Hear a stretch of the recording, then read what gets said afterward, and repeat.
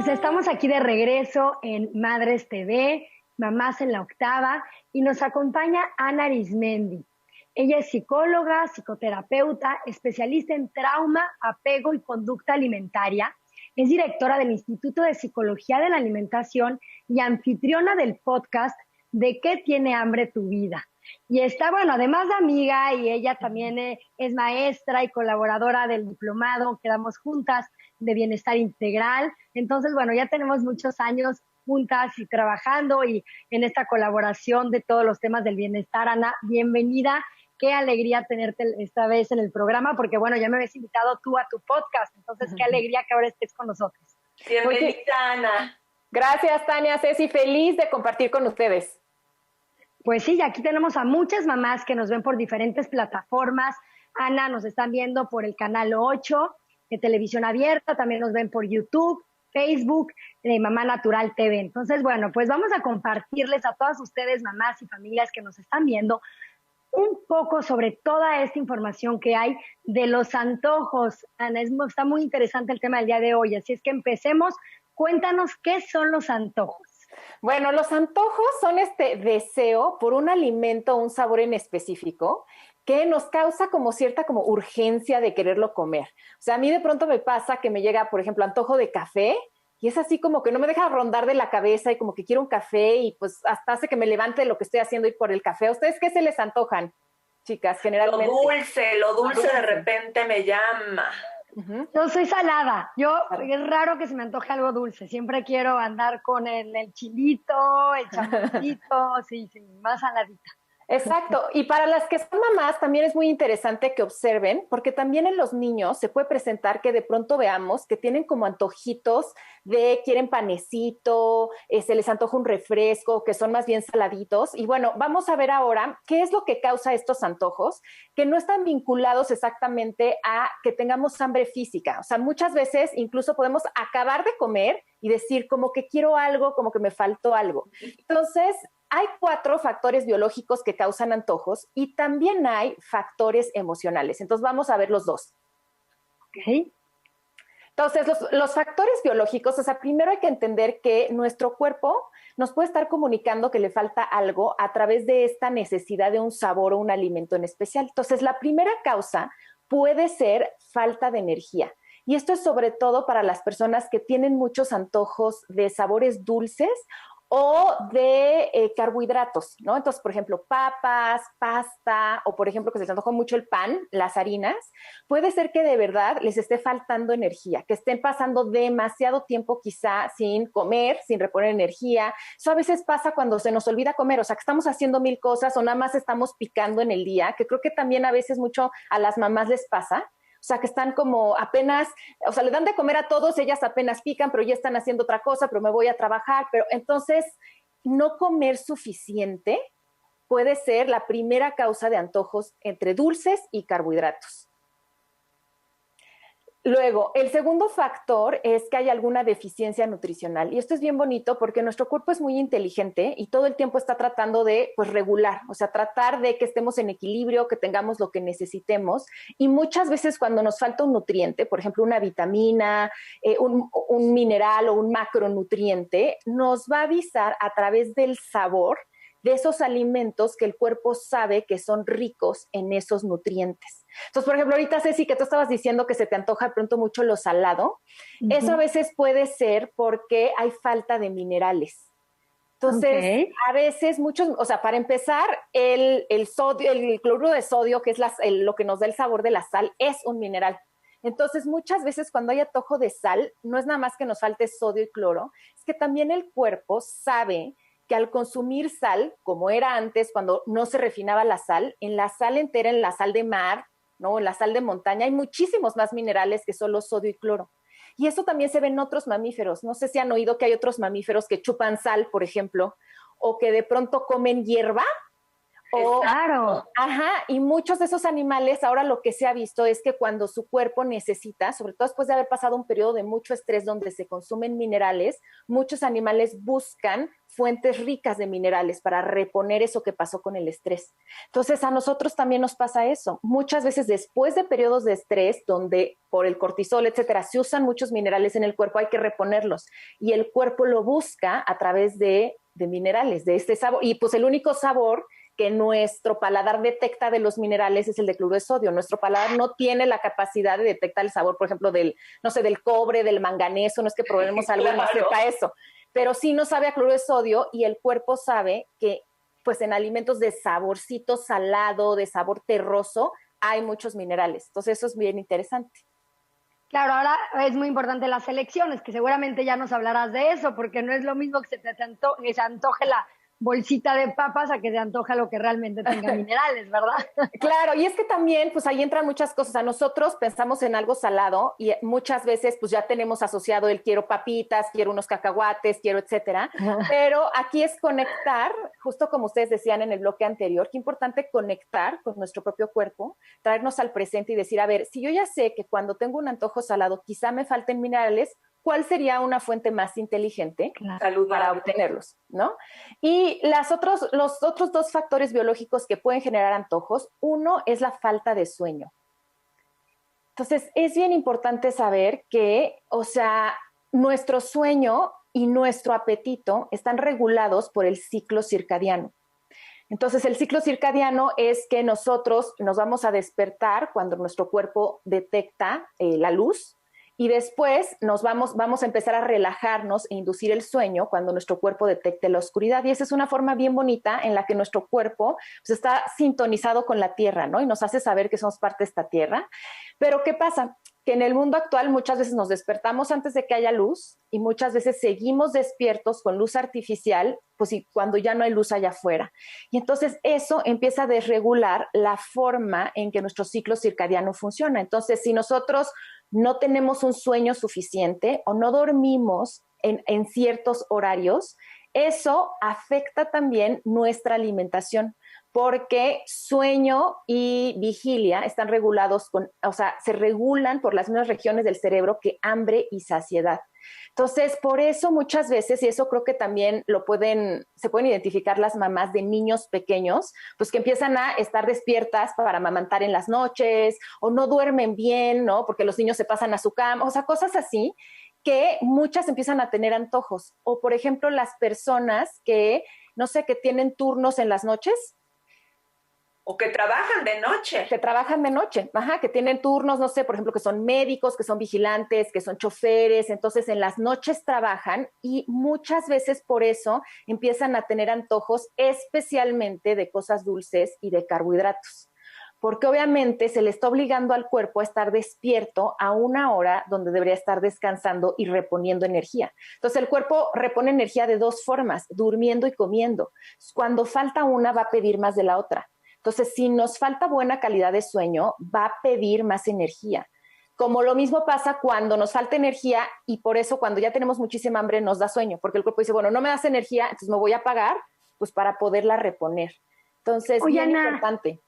y esto que sucede de lo que estás diciendo de los ciclos circadianos y relacionadas a la calidad de sueño, ¿qué pasa cuando hay personas que se despiertan en la noche y que lograron dormirse, pero apenas se durmieron, después de unas horas se despiertan, pero por la necesidad de comer, como más por antojo, o más bien se despiertan y de ahí es que ya, como tienen el referente, pues van a comer algo y de ahí ya se relajan y se vuelven a dormir? ¿Cómo funciona esto? Cuéntanos. Sí, eso puede tener dos causas. Una, justo la que estamos hablando, que esté desregulado todo su ciclo circadiano y que por eso no les permita como que llegar a un sueño profundo y por eso se despierten. Y muchas veces puede ser que ya tengan asociado el estoy cansado y entonces o sea, el cuerpo está cansado, el cuerpo necesita reponer energía, entonces no logra dormir bien, lo que va a pedir es comida. Entonces, por eso sienten esta sensación de hambre. Esa puede ser una causa. Ahora, otra es que sí es importante decir que hay un trastorno de la conducta alimentaria que se llama síndrome del comedor nocturno. Y esas son las personas que están dormidas y se despiertan, pero aquí es diferente. muchas veces no son conscientes tanto de que comieron. O sea, se despiertan, comen y al día siguiente a veces no se acuerdan de que comieron. Incluso hasta que ven, por ejemplo, no sé, el plato sucio, la envoltura de lo que comieron, o hasta que alguien les dijo, oye, ¿por qué te comiste? No, te vi en la madrugada, se dan cuenta. Entonces, si ustedes sí se dan cuenta que se despiertan, comen, etcétera, muy probablemente es su ciclo circadiano que no está bien. Y ahí habría que hacer buenos hábitos de sueño, buenos hábitos de alimentación y checar cortisol en sangre. Pero si se despiertan y no recuerdan bien haber comido, probablemente estamos hablando de otra cosa. Ok, como sonámbulos de la alimentación. Sí, ahí hay un tema psiquiátrico que hay que checar. Ajá, ok, ya, bueno, entonces nos estás contando de todo lo que tiene que ver con los antojos fisiológicos. Exacto. Ok, cuéntanos más de eso. Y nos falta un último factor muy importante también, que es el estrés. Okay. Entonces, bueno, sabemos que cuando estamos estresados, lo que hace nuestro cuerpo es que segrega una serie de hormonas que nos ayudan a defendernos. Entonces, una de ellas es el cortisol. Y bueno, deberíamos de poder usar esa hormona en el momento para resolverlo y se acabó. Pero el problema es que cuando estamos activando estrés de manera crónica, empieza a haber un exceso de cortisol. Y algunos de los elementos que nuestro cuerpo utiliza para reducir el exceso de cortisol son, por ejemplo, minerales, pero también necesita mucho algo que se llama triptófano. Entonces, muchas veces cuando estamos estresados, el cuerpo nos va a pedir la materia prima para elaborar triptófano, que es glucosa, y también nos va a pedir, o sea, necesita triptófano, necesita glucosa y nos va a pedir minerales. Y por eso cuando estamos estresados pueden venir antojos de salados, o el triptófano es muy rico en alimentos también dulces, en el cacao. Entonces, ahora se sabe también que los carbohidratos ayudan a que el cuerpo pueda absorber muchísimo mejor un neurotransmisor que se llama serotonina, que se hace a partir del triptófano. Entonces, cuando estamos estresados, a todos nos ha pasado. Es más, ahorita en la cuarentena muchos nos dio por hornear, o sea, como que queríamos cosas así, ¿no? Exacto, el calor de casa, pero sumado al azúcar, ¿verdad? Sí, pero puede ser por eso, porque el cuerpo realmente necesitaba más carbohidratos para bajar el nivel de estrés.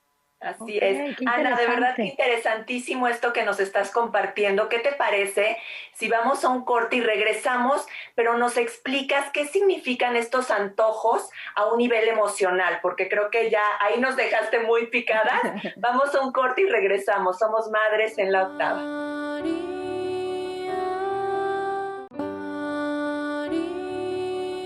Estamos de regreso en Madres en la Octava y tenemos con nosotros a Ana Arizmendi, que nos está platicando sobre los antojos. Muy interesante porque tiene que ver una parte fisiológica, pero otra emocional. Entonces nos dejó picadísima. Ana, cuéntanos cuál es la parte emocional de los antojos y en qué se relaciona, qué significado tiene cada uno de los sabores con aspectos de nuestra vida. Bueno, hay que entender que la comida, desde que somos muy pequeñitos, hemos aprendido que es un recurso para gestionar emociones y para poder satisfacer necesidades emocionales. Y yo siempre creo que la comida sí es una vía válida, pero se puede volver problemático cuando es la única. Pero por eso es muy lógico que cuando estemos con alguna necesidad emocional, busquemos ese recurso que desde muy niños aprendimos que puede ayudarnos a sentirnos de cierta manera.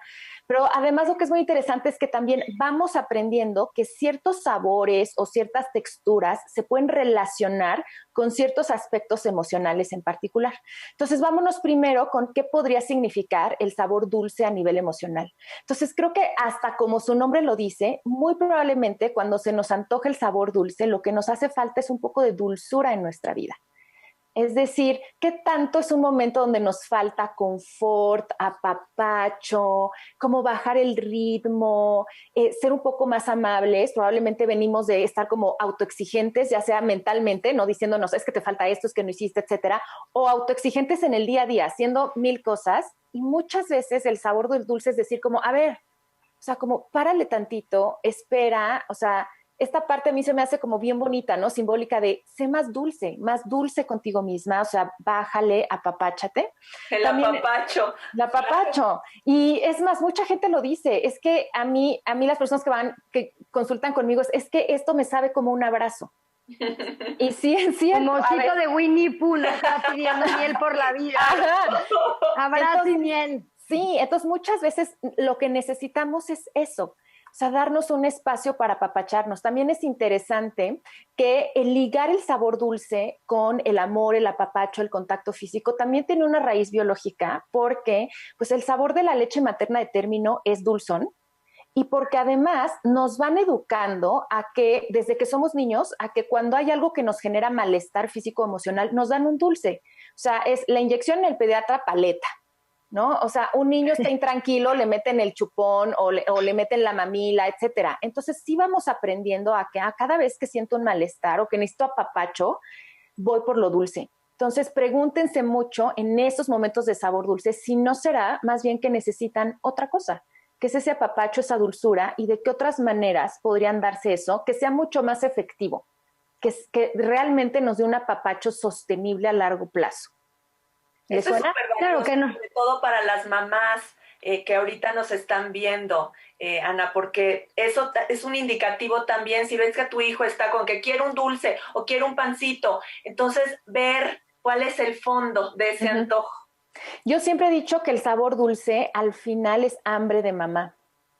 Justamente porque mamá pues es la encargada de como apapacho, contención emocional, amor, porque también estamos asociando el sabor dulce a la leche, el dulzor de la leche.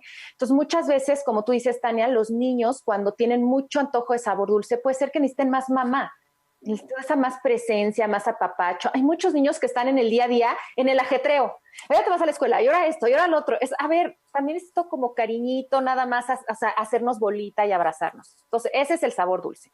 Oye, Ana, y qué vital eso que están diciendo en este momento, porque las mamás que nos están viendo están en perfecto momento de generar una relación positiva y constructiva para la vida de los niños, porque si ahorita el niño está llorando, está desesperado, le das una paleta y esa es la manera en la que lo calmas, no, lo que dices, lo que necesitaba el niño es un abrazo, estás generando estas conexiones neuronales de referentes que a la larga después vemos temas de obesidad, temas de diabetes, sobre todo en nuestro país, por esta gran necesidad de los adultos que se les asoció una emoción con un alimento que pues no era lo que necesitaban. Exacto, y creo que también esto es mucho una invitación a qué importante es la educación emocional, o sea, darle a los niños desde pequeños más recursos para reconocer, validar y gestionar sus emociones, para que no abusen del único que tienen. Es que es lógico que si este es el único que tengo, pues lo voy a usar. Claro, así es. Lo voy a usar. Entonces, ok, vámonos con otro. ¿Qué pasa con los antojos de cosas como de especias? Por ejemplo, aquí entra la sal, ¿no? Cosas saladas, pero también cosas picantes, cosas con sabores fuertes, o sea, piensen como que en el chamoy, la mostaza, cosas aciditos, etcétera. A mí siempre, eso como ya vimos, puede ser que haya mucho estrés, entonces también valdría la pena, y en los niños verlo. Muchas veces, hay veces que los papás dicen, un niño de qué se va a estresar, ¿no? Pero la verdad es que los niños es natural también que sientan estrés, que sientan miedo, que sientan angustia, y sobre todo mientras más pequeños, como no tienen la capacidad de verbalizarlo, lo van a expresar. O sea, los niños, mientras más pequeños, hay dos formas muy claras en las que se expresan. Uno es con las esfínteres y otro es con la alimentación. Por eso es muy importante ver cambios en la alimentación de los niños, nos quieren decir algo. Entonces, muchas veces, en los niños puede ser, y en los adultos también, ¿no? Esta necesidad de especies puede ser estrés. Otra, a mí me gusta hacer como esta parte simbólica de, a ver, ¿será que le falta sabor a tu vida? ¿Por qué le estás...? Todos decimos, a ver, la sal es lo que le da sabor, ¿no? Entonces, la sal, la picante, de poner como estos sabores fuertes. ¿Será que le falta sabor a tu vida? A veces yo he visto con las personas que consulto que puede ser que de fondo haya como una falta de sentido, de qué quiero. Y por eso necesito como ponerle más sabor. Yo también he visto que detrás de los antojos de especias puede haber mucho aburrimiento. Y muchos niños experimentan mucho aburrimiento. De hecho, siento que hasta un aburrimiento crónico en la infancia. Más hoy en día, Ana, más hoy en día que estamos tan bombardeados. Entonces, la verdad, hay muchos niños aburridos o, por ejemplo, como hay esta mala fama del aburrimiento, no se les permite a los niños que se aburran cuando el aburrimiento es la cuna de la creatividad. Luego los niños no saben qué hacer cuando están aburridos y muchas veces es como, bueno, pues ya te voy a poner unas palomitas y ya, ¿no? Entretente comiendo. Entonces, puede ser que sea aburrimiento, puede ser que sea estrés, o puede ser que le falte sentido a la vida. Ok, entonces, bueno, pues es muy importante todo lo que estás diciendo, Ana, para ir para adentro y vernos, ¿no? Decir, a ver, ¿qué entonces cuál es lo que tengo que hacer? ¿Cuál es ese significado y ese cambio que tengo que dar en la vida más allá de nada más estar picoteando? Sí. Qué padre lo que nos cuentas, Ana. Ahora, un antojo muy importante y muy frecuente es todo lo que sea harinas, o sea, todo lo que sea pan, todo lo que sea tortillas, arroz, todo ese tipo de pasta, etcétera. Eso, para mí, yo siempre lo he ligado con una necesidad de pertenencia o una necesidad de comunidad o de familia o de compañía.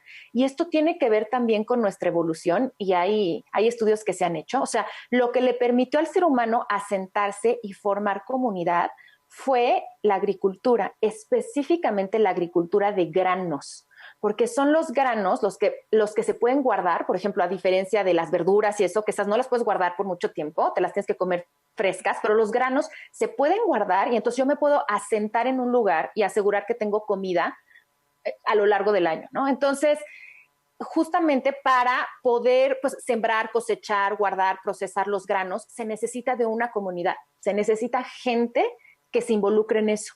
Y fíjense cómo en todas las culturas antiguas, religiones del mundo, los momentos donde se une la comunidad, siempre hay una harina.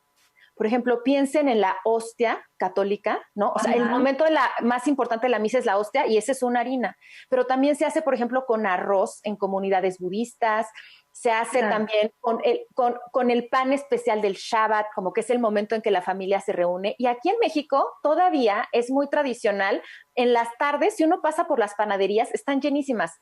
Todavía es muy tradicional que pasa la mamá o el papá por el pan en la tarde y llega para la cena y es como la comida en la que todos se reúnen, es como que llego con el pan. Piense, por ejemplo, también en los cumpleaños, pues, ¿cuál es? O sea, el centro del cumpleaños es un pastel. Claro. Entonces, son las harinas, mucho las relacionamos con comunidad, con estar en familia. Entonces, muchas veces cuando tenemos antojo de harinas, muy probablemente nos estamos sintiendo solos. Yo he visto que el disparador principal es la emoción de soledad y lo que necesitamos es sentirnos parte de. Por eso también es muy interesante que, por ejemplo, las personas que se mudan de ciudad o de país, al inicio les entran muchos antojos y a veces son de harinas. Y es porque estoy lejos de mi comunidad, todavía no hago comunidad aquí y como que en esa transición me ayudo comiendo. Entonces, eso también es interesante. Por ejemplo, hablando de niños, muchos niños cuando los cambian de escuela o cuando hay un cambio importante en su familia, muchos a veces recurren a harinas, a panes. Y es una forma de decir, me hace falta familia, me siento solo o no me siento seguro, porque también la familia lo que nos da es mucha seguridad, nuestra comunidad. Entonces, por eso también cuando estamos ansiosos, que la ansiedad es inseguridad, es miedo, vamos a comer como un panecito.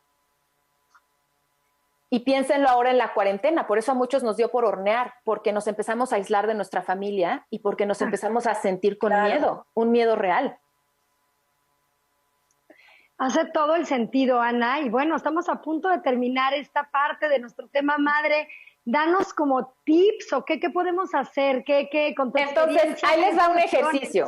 Ahí les va un ejercicio muy importante para que descubran qué les quieren decir sus antojos. Entonces, este ejercicio se llama autoobservación de antojos y requiere que durante unos días presten atención a cuándo surgen los antojos. Y cuando surgen, anoten lo siguiente. ¿Qué se me antoja en particular? ¿Qué sabor? ¿Qué alimento? ¿Dónde estoy? ¿Qué hora es? ¿Qué estoy haciendo? ¿Y cómo me siento? Y se van a dar cuenta que va a aparecer un patrón. O sea, no se nos antoja el pan, o sea, siempre. Es como en ciertos lugares o bajo ciertas emociones o en ciertos horarios. Y cuando descubrimos ese patrón, vamos a poder descubrir si el origen de ese antojo es biológico o es emocional. Por ejemplo, si a mí siempre se me antoja el pan los viernes ya en la tarde, pero no se me antoja un miércoles, ¿por qué los viernes?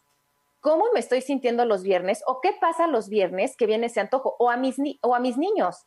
Porque a mis niños es en este momento que me están pidiendo este alimento y no en otro. qué pasa, cómo se sienten. Y ahí se puede abrir la conversación de decir, ¿cómo me estoy sintiendo? O es que quizá genuinamente tengo hambre o estoy estresada o no dormí bien. Entonces quizá a mi cuerpo le falta algo. Y entonces ahí podemos descubrir, para mí los antojos son grandes mensajeros que nos permiten conectar con nuestras necesidades y nutrirnos de manera completa a nivel físico y a nivel emocional.